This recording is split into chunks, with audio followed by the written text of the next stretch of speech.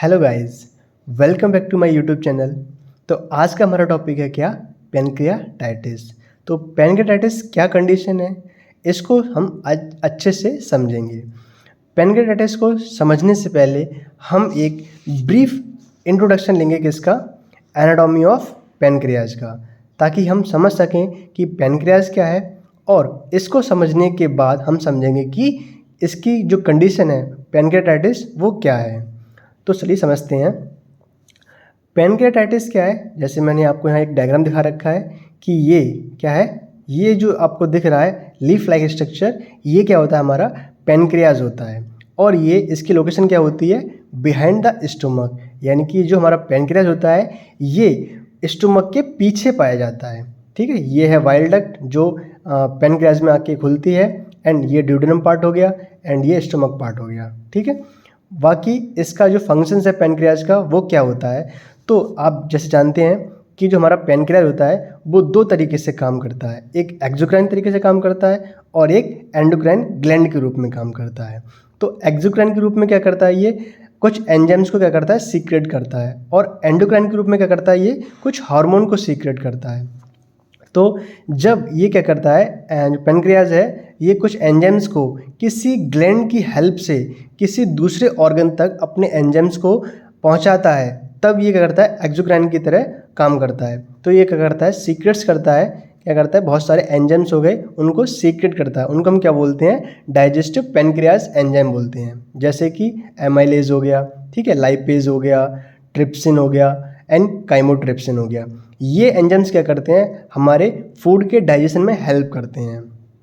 ठीक है, और जब यही क्या करता है ये बिना किसी ग्लैंड की हेल्प के जो हार्मोन्स होते हैं उनको किसी दूसरे ऑर्गन या उनको ब्लड में रिलीज करता है या उनको सीक्रेट करता है। ठीक है, तब ये क्या करता है? एंडोक्राइन के हेल्प रूप में काम करता है। जैसे सीक्रेट्स करता है, ये क्या करता है? बहुत सारे हार्मोन्स होते हैं लाइक जैसे इंसुलिन एंड ग्लूकागॉन। ये दोनों हार्मोन्स को क्या करता है? हमारे ब्लड में सीक्रेट करता है बिना किसी ग्लैंड की हेल्प के, जो क्या करते हैं? हमारे ब्लड ग्लूकोज लेवल को रेगुलेट करते हैं। तो आपने जाना कि पैनक्रियाज क्या है और उसका फंक्शन क्या है एंड उसकी लोकेशन क्या है। तो अब हम समझते हैं कि पैनक्रियाटाइटिस क्या कंडीशन है।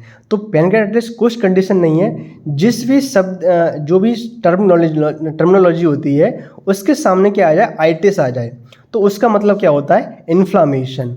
उस टर्म का मतलब होता है इन्फ्लामेशन। उसका मतलब क्या होता है? इन्फ्लामेशन। तो पैनक्रियाटाइटिस कुछ नहीं है। पैनक्रियाटाइटिस क्या है? Inflammation of pancreas. यानी कि जो हमारा पैनक्रियाज है इसमें क्या हो जाना? इन्फ्लामेशन हो जाना, यानी इसमें सूजन का आ जाना, उसको हम क्या बोलते हैं? पैनक्रियाटाइटिस। तो pancreatitis is an inflammation of pancreas, यानी कि ये कुछ नहीं है, बस जो हमारा पैनक्रियाज है उसमें क्या हो जाना? इन्फ्लामेशन हो जाना, उसको हम क्या बोलते हैं? पैनक्रियाटाइटिस। एन ऑर्गन लोकेटेड, ये एक ऐसा ऑर्गन है जो लोकेटेड होता है बिहाइंड द स्टोमक, हमारे स्टोमक के पीछे स्थित होता है। दैट प्रोड्यूस डाइजेस्टिव एंजाइम्स, और ये बहुत सारे डाइजेस्टिव एंजाइम्स को प्रोड्यूस करता है। एंड हार्मोन्स, और बहुत सारे हार्मोन्स होते हैं उनको भी क्या करता है? ये प्रोड्यूस करता है, लाइक जैसे इंसुलिन वगैरह।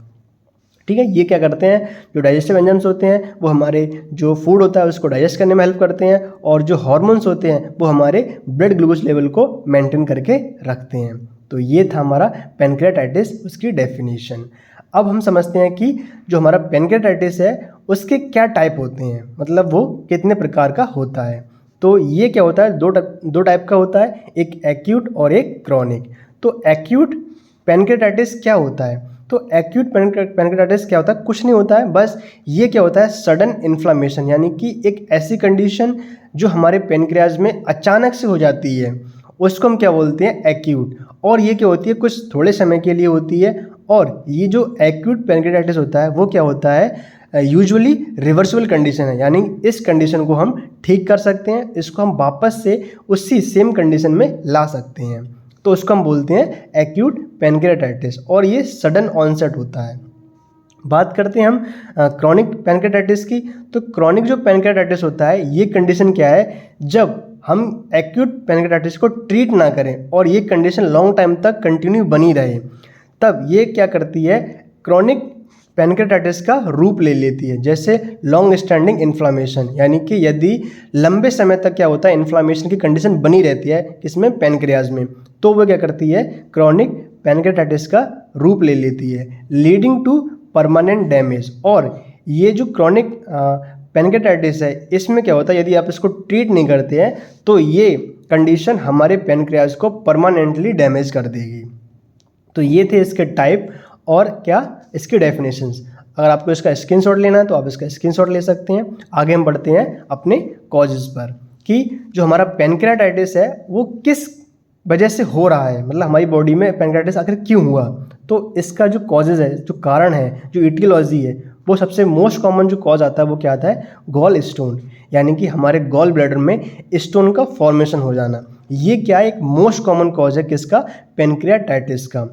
और दूसरा कॉज क्या है, ऐसे पर्सन जो अल्कोहल यूज करते हैं या ज़्यादा मात्रा में अल्कोहल का कंजप्शन करते हैं उन पर्सन में भी क्या देखने को मिलता है, पैनक्रेटाइटिस देखने को मिलता है। या फिर हाइपर कैल्सीमिया, यानी कि जो कैल्शियम है उसका लेवल क्या हो जाए हमारी बॉडी में बहुत बड़ा देखने को मिले, तो उस ऐसे पर्सन में भी क्या देखने को मिलता है, पैनक्रेटाइटिस की कंडीशन देखने को मिलती है। बाकी क्या है, फैमिली हिस्ट्री। तो फैमिली हिस्ट्री यानी कि उस फैमिली में या उसके जो पेशेंट है उसके फैमिली में पहले से किसी पर्सन को वो चीज़ हुई है या पैनक्रेटाइटिस हुआ है तो उसको भी होने के चांस रहते हैं। दूसरा अगला क्या है, ड्रग, यानी कि ऐसा पेशेंट जो स्टेरॉइड्स एंड डायरेटिक्स ड्रग्स का इस्तेमाल लॉन्ग टाइम तक करते हैं या उसका एब्यूज़ करते हैं तो उन पेशेंट्स में भी क्या देखने को मिलता है, पैनक्रेटाइटिस देखने को मिलता है। आगे जैसे इन्फेक्शंस, कोई पैनक्रेटाइटिस में इन्फेक्शंस हो जाए या फिर कोई ट्रॉमा वगैरह हो जाए, कोई इंजरी वगैरह हो जाए, तब ऐसे पेशेंट में भी क्या देखने को मिल सकता है, पैनक्रेटाइटिस की कंडीशन देखने को मिल सकती है। तो ये थे हमारे कॉज। आप इसका स्क्रीनशॉट चाहें तो स्क्रीनशॉट ले सकते हैं। आगे हम बात करते हैं क्या, क्लिनिकल मैनिफेस्टेशंस, यानी कि जिस भी पेशेंट्स को क्या हुआ है, पैनक्रेटाइटिस हुआ है, उस पेशेंट्स में कैसे साइन और सिम्टम देखने को मिलेंगे। तो जिस पर्सन को पैनक्रेटाइटिस हुआ है उसमें क्या देखने को मिलेगा आपको, सीवियर, यानी कि बहुत ही खतरनाक पेन देखने को मिलेगा आपको, एंड परसिस्टेंट, कंटिन्यू आपको पेन देखने को मिलेगा। एपिगैस्ट्रिक पेन, यानी कि जो हमारा एपिगैस्ट्रिक पेन है, जो रीजन होते हैं जैसे हमारे एब्डोमेन में क्या होते हैं 9 रीजन होते हैं, उसमें क्या देखने को मिलेगा आपको, एपिगैस्ट्रिक रीजन में आपको पेन देखने को मिलेगा।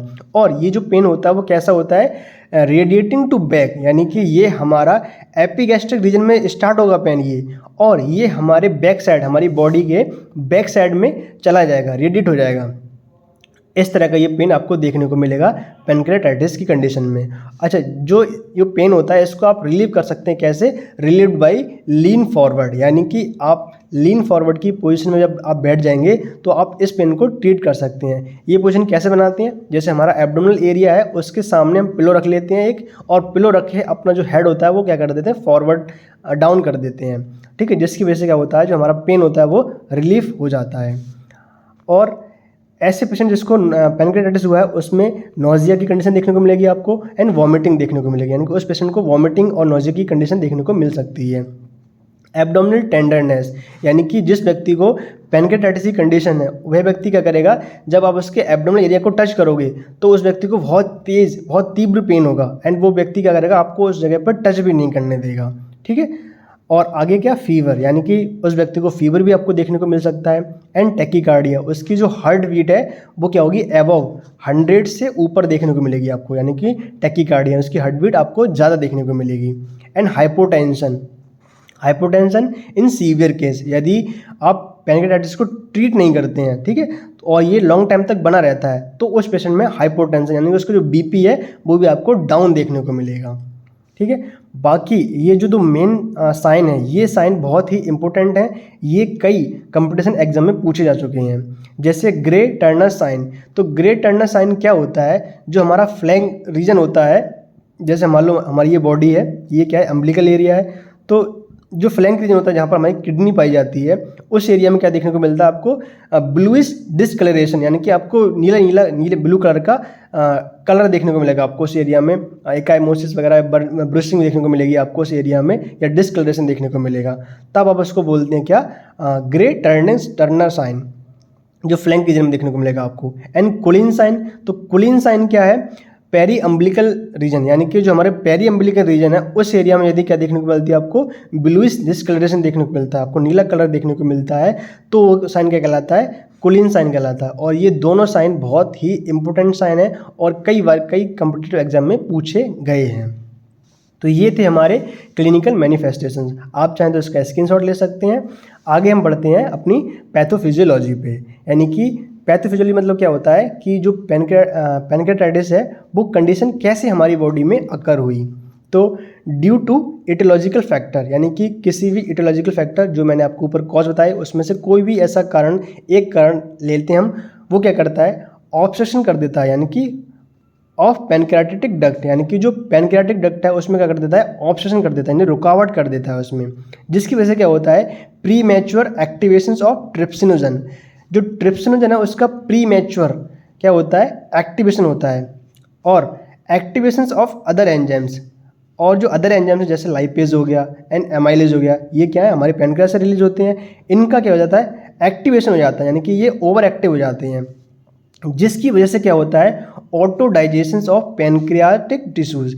जो पैनक्रियाटिक टिश्यूज़ हैं उनका क्या होता है, ऑटो डाइजेशन, यानी कि वो खुद से ही डाइजेस्ट होने लगते हैं, यानी ख़त्म होने लगते हैं, जिसकी वजह से क्या देखने को मिलता है, इन्फ्लामेशन देखने को मिलता है उस एरिया में, या फिर नेक्रोसिस, यानी कि उस जगह की जो सेल्स होती हैं, जो टिश्यूज़ होती हैं, वो डेड होना चालू हो जाते हैं। उसकी वजह से क्या देखने को मिलता है आपको, एक्यूट पैनक्रियाटाइटिस देखने को मिलता है। और यदि यही एक्यूट पैनक्रियाटाइटिस यदि आप उसको ट्रीट नहीं करते हैं तो ये आगे चल के क्या कर लेता है, हमारा क्रॉनिक पैनक्रियाटाइटिस की कंडीशन को धारण कर लेता है। ठीक है, तो ये था हमारी पैथोफिजियोलॉजी, यानी कि किस तरह से हमारी बॉडी में एक्यूट पैनक्रियाटाइटिस की कंडीशन हुई। तो आप चाहें तो इसका स्क्रीनशॉट ले सकते हैं।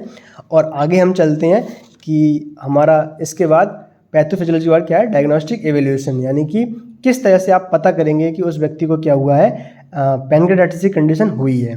तो डायग्नोस्टिक एवेल्यूएशन में क्या करते हैं, हम कुछ टेस्ट करते हैं जिससे हम पता करते हैं कि उस पर्सन को एक्यूट या फिर क्रॉनिक या फिर पैनक्रियाटाइटिस की कंडीशन हुई है। तो मोस्ट अर्ली इंडिकेटर, यानी कि सबसे पहले, यानी कि आप कैसे पता करेंगे कि उस व्यक्ति को पैनक्रियाटाइटिस की कंडीशन हुई है। तो मोस्ट अर्ली इंडिकेटर क्या है, सीरम एमाइलेज। जो सीरम एमाइलेज का लेवल है वो आपको क्या देखने को मिलेगा, बढ़ा हुआ देखने को मिलेगा। ये क्या है, अर्ली, यानी सबसे पहले आपको पता करना है कि उसको पैनक्रियाटाइटिस कंडीशन हुई है, तब आपको क्या चेक करना है, सीरम एमाइलेज का लेवल। यदि वो बढ़ा हुआ देखने को मिलता है तो आप समझ सकते हैं कि उस व्यक्ति को पैनक्रियाटाइटिस की कंडीशन हुई है। और मोस्ट स्पेसिफिक, यानी कि स्पेसिफिक कौन सा है, ये तो अर्ली में है बट स्पेसिफिक कौन सा है, वो क्या है, सीरम लाइपेज। यानी कि यदि आपको सीरम लाइपेज एंजाइम जो है, सीरम लाइपेज का जो वैल्यू है वो आपको क्या मिलती है, आपको बढ़ी हुई देखने को मिलती है, तब आप समझ सकते हैं कि उस पेशेंट को क्या हुआ है, पैनक्रियाटाइटिस की कंडीशन हुई है। और ये दोनों जो टर्म्स हैं, ये जो क्या डायग्नोस्टिक एवेल्यूएशंस है, ये भी कई बार कई कॉम्पिटिशन एग्जाम में पूछे गए हैं।